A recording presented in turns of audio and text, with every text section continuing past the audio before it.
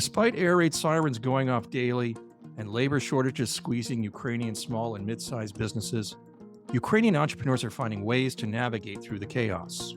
We calculated that last year people spent about 40% of their working time hiding in shelters.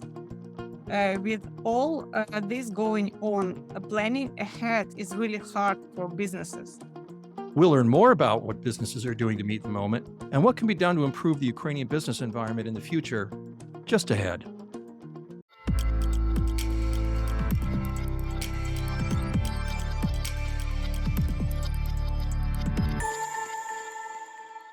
I'm Andrew Wilson, Executive Director of the Center for International Private Enterprise. Welcome to MOVA, the business language for the new Ukraine, a podcast from SIPE where we'll take a deep look into Ukraine's economy, policies, and business outlook.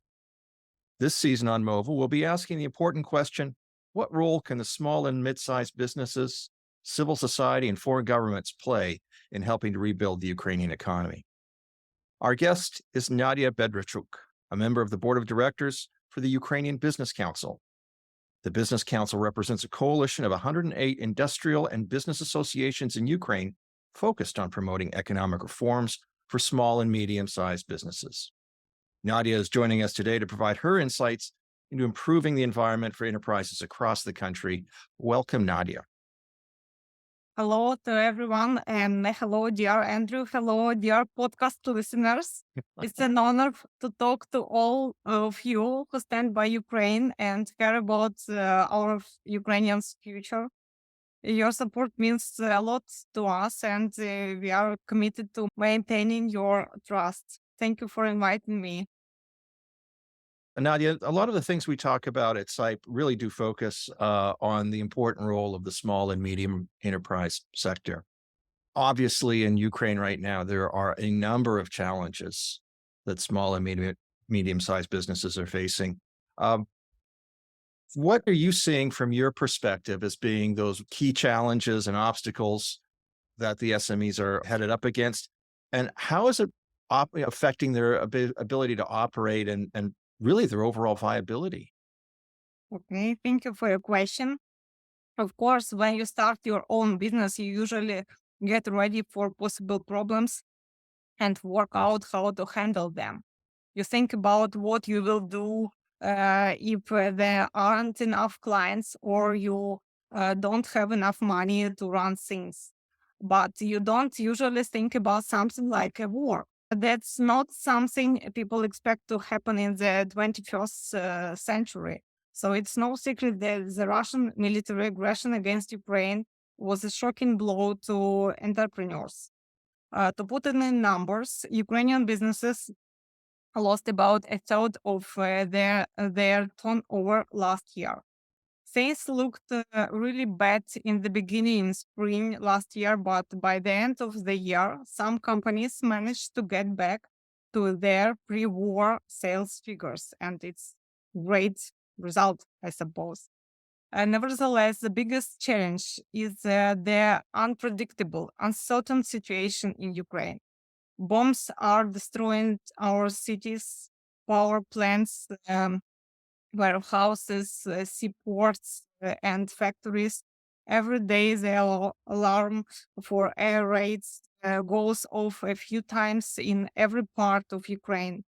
And we calculated that last year, people spent about 40% of their working time hiding in shelters.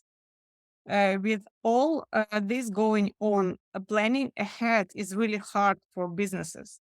It's like planting seeds and not knowing if you actually get any scraps in 6 months. And even if you do reap a harvest, there's no guarantee you will find a way to process or export it. This is why everyone in the business world wants the war to stop as soon as possible. According to our survey, 89% of local businesses are trying to help Ukraine win. Out of this, 63% are giving money directly to the army, while the other are going things like helping families with soldiers, volunteering and trying to rebuild cities that got destroyed. So the first big challenge is how unstable everything is. The second problem is that not many people are buying things anymore. In Ukraine, a lot of small businesses are in the business of selling products and services. They are B2C businesses. But because of the war, about 20% of Ukraine is occupied, and around 8 million Ukrainians became refugees. That means there are fewer people to buy products, and those who remain have less spending power. On top of that, there aren't as many people working anymore. Young women with kids have gone to other countries, and many men have joined the army. So now there aren't enough people to do the work that needs to be done. I'm part of the small business world, and small businesses create most of the jobs everywhere. They're like places that give people work. But right now, Ukraine doesn't have enough labor resources. And that's a problem for business owners. Labor costs have increased, squeezing business profits. Entrepreneurs find themselves struggling to maintain operations due to insufficient investment, but the government has no financial resources to stimulate business growth. Consequently, businesses are being forced to shut down. There are our challenges, and I hope we will speak about decisions for our challenges, just because in any case, business try to be alive, try to continue, try to help their families and their Yeah. country. Well, you're painting a picture on the one hand that's very inspiring, which is the role that the private sector is playing in supporting Ukraine's war effort, but also one of great difficulty and challenge for these small businesses in particular. You know, the Business Council advocates for better business policies, and you alluded to it a little bit in your answer. Uh, how can government help? What specific reforms do you believe would have the greatest impact on empowering these SMEs to drive the growth that everybody wants them to provide? Okay, thank you. I think that the ways to help Ukrainian business aren't unique. Right now, there are problems because not as many people are buying things here. Businesses in Ukraine trying hard to sell more, but it's tough because there aren't as many consumers. We really need support to export local products and services to other countries, like in European Union or the USA. It's a goal for our government, and it's our request to other countries. Moreover, the Ukrainian government should help restore transportation, logistic routes, and simplify customs procedures. By the way, I forget to tell about corruption. I know that it's a topic often associated with Ukraine. Uh, um, we are making progress in the right direction. Corruption has decreased. Doing business without corruption is possible in Ukraine. It's a reality, but it's still around. It shows up when some people in the market get special treatment, special conditions, and that's not fair competition. Everyone is supposed to pay taxes, but some people don't because of corrupt connections. That's why private businesses in Ukraine, including my organization, Ukrainian Business Council, are firmly committed to zero tolerance for corruption. We are ones who tell the government about shady schemes, questionable practices, and advocating for fair rules that apply for everyone. If we continue about what we can do in this situation, not about corruption, but about other issues as well, I would say that smaller business, especially those run by women, need help in digitalization. This would open up new online markets for them and allow them to adopt a hybrid approach, keeping employees who are based in different cities and even countries. Another crucial reform involves bringing Ukrainians back home.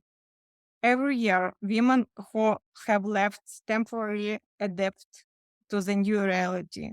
The worst case scenario for Ukraine is that after the war, their husbands might also leave Ukraine and join in their families. This is why we urgently need to rebuild Ukraine, to help deoccupied cities, to rebuild infrastructure right now, not to wait to the end of the war, to the victory, etc. This way, businesses can offer jobs to those who come back to Ukraine. Next, businesses need insurance that covers war-related risks for their property. Currently, this type of insurance is only available to certain foreign businesses. Meanwhile, local small and medium-sized businesses are left to navigate wartime conditions at their own risk while developing projects or production facilities. There is no insurance option for them.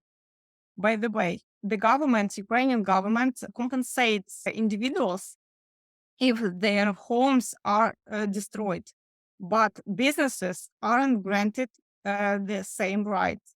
The limitation hampers entrepreneurs during wartime. So we need any insurance covering war-related risks. And lastly, let's talk about deregulation. We need to minimize the power officials have over businesses, which will help reduce corruption.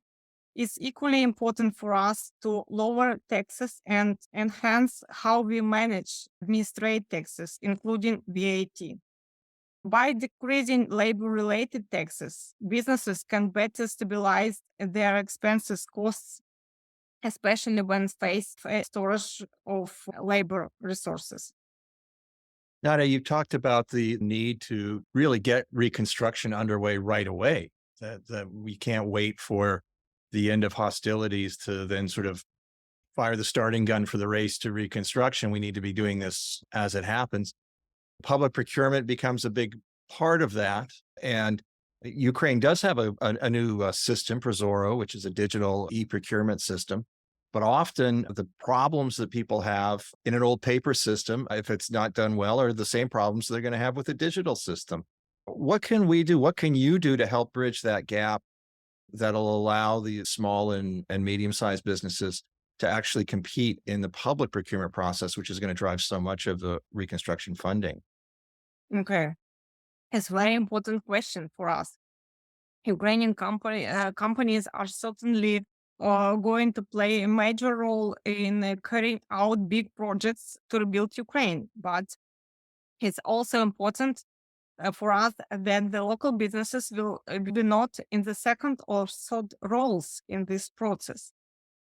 Typically, local businesses reinvest their profits in Ukraine rather than sending them abroad. So we are keen on making sure that the funds for reconstructing Ukraine actually stay within the country. So here's what the United Business is suggesting, and the Ukrainian Business Council is proposing as well. International companies involved in reconstructing Ukrainian cities should set up branches in Ukraine and pay their income taxes here.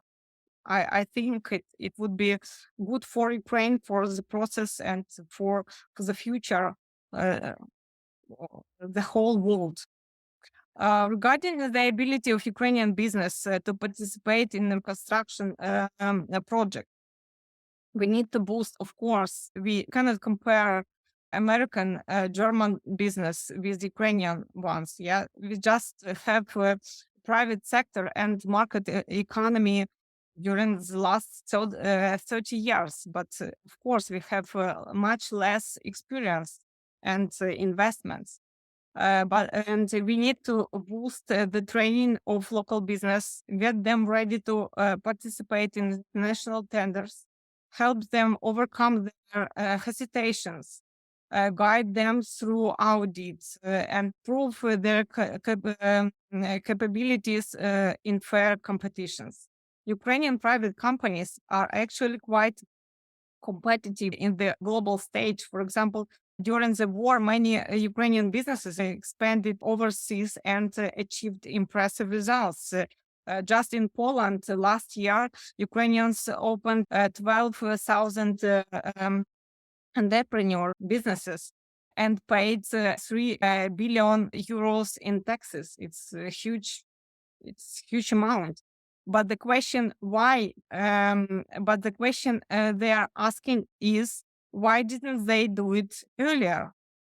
That is something they're reflecting on. I suppose we need to help them to understand the rules of international tenders and the rules of international competitions as well.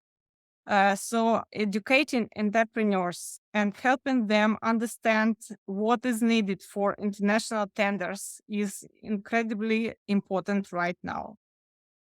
You spoke a little earlier about the need for reconstruction to start now. And the reconstruction dialogue that's been going on so far has really been between governments and setting out and the priorities of governments in reconstruction. Maybe big business will get a seat in the room once in a while, just to, I think, to listen to those who are talking about reconstruction priorities. But often the private sector, particularly the SME sector, often goes unheard when these discussions happen. And I'm curious to think what your views are on this, and how do we get the Ukrainian private sector, the small and medium enterprise sector, into this discussion when the priorities for reconstruction are being discussed? Mhm. Um, when we speak with people, with owner of Ukrainian businesses, we often hear that we don't need dead cities. The top priority in building infrastructure that encourages people to return home from abroad. That's crucial. Is not not building office spaces and factories, but also it's much more important to restoring homes, building schools, kindergartens, hospitals, roads, etc. We shouldn't construct cities without inhabitants. We need to return our Ukrainians home. Additionally, it's vital to support families coming back to Ukraine, offering financial aid and guidance in finding jobs or training can make a real difference. To help, we think that we would help small businesses in reconstructed areas. We can set up businesses incubators to provide office spaces and administrative services for new businesses. Our suggestion is to focus assistance on small towns, rural communities, and areas that have been freed from occupation. Direct grant support is necessary to revive businesses and saving jobs in the region of Ukraine, this region in Ukraine. Major cities with millions of residents have managed to adapt well. The majority of new businesses are registered in Kyiv, Lviv, and Dnipro now. Despite the ongoing war, these cities continue to witness the opening of new enterprises. So we would like to help small business, small cities, and deoccupied territory. I think that's a very important strategy moving forward because the reconstruction effort really needs to lift everyone.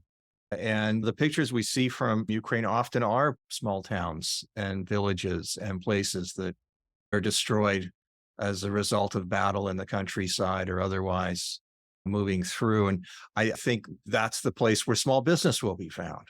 And therefore, it's really important to encourage people to return and for entrepreneurs to take a chance. And I do like your observation that there is a new generation of entrepreneurs in Ukraine. They was there before the conflict. We were starting to see very dynamic growth in the small business sector and with young entrants into the markets. What sort of messages do you have for these new entrepreneurs, this new generation that are coming up? How do you help them think about their role at this pivotal time in Ukraine's story? Mhm. I would tell them that you're stronger than you realize. You won't need any crisis measures anymore. Your experience is like no other. Yes, and you've shown how to survive that time. By the way, this year, 76% of business owners plan to grow. Isn't this amazing? The economy is recovering quickly, even in challenging times. There is a chance for good things for a new generation of business, for all Ukrainian business. I would recommend them to take this moment to find new markets. Don't hesitate to find possibilities abroad and new countries as well to build international business and find great partners. I think they are got so much potential, and their determination is truly impressive. SIPE has worked in many different environments of conflict, post conflict in countries, and has really seen the power and the help that business associations can offer to people struggling to restart their business and empower SMEs to succeed. What's UBC doing in this regard to really, you've put out the inspirational message. You're Um, telling people to be courageous, but they still need help. So what kind of help can you provide them moving forward? yeah. At first, Cyprus is a really good partner here in Ukraine for us. And well that small and medium-sized businesses in Ukraine are spread out and not always connected. Owners are usually busy with their everyday work, their marketer, their accountant, etc., and owner and driver and shop assistant, etc., at the same time, and they might not realize they can ask for changes that would help with their businesses. That's where we come in. We are a group, a platform that brings businesses together and helps them talk as one voice. I'm really thankful for SIPE and the other partners for supporting how we talk with the government. A few times a year, we have conferences where people from the government join us. And we have made a plan for changes. And we are asking for things like simpler tax legislation and better business conditions, business rules. It's like having an open talk with the government, and we are seeing things change. In the last 3 years, around 65% of the ideas we talked about actually became laws. It's a good result, I suppose. But the best part of that, more and more business owners are realizing that they can make a difference in Ukraine, and it's inspiring. And thank you, Saib, for your help, for your really good ideas, or good team in Ukraine and other countries. And um, I know that it's very important, not just for business associations, but for real business in Ukraine, for real owners, for Ukrainians. Thank you. Thank you, Nadia. It's really the work that UBC does is what's truly important and it truly has the impact in Ukraine. I want to thank you for your time today and sharing with us the important role that the Ukrainian Business Council is playing in supporting SME development, and also offering that perspective about the need to focus some of our efforts on smaller cities and larger towns in Ukraine, where people often get overlooked when those reform priorities are being thought of. And certainly we'll work with you and continue our efforts to make sure that those voices are also heard in the debates moving forward on reconstruction. and recovering Ukraine. And you have our best wishes for continued success for your organization. Thank you so much. Thank you for your support, for your interest, and thank you that you're thinking about us. It's very important for us. Thank you. And thank you, listeners, for joining us on this episode of MOVA. For more information on the Center for International Private Enterprise and our work, please visit our website at www.cipe.org. If you found value in this episode, please show your support by liking and subscribing to MOVA. Sharing this podcast with others helps expand the conversation.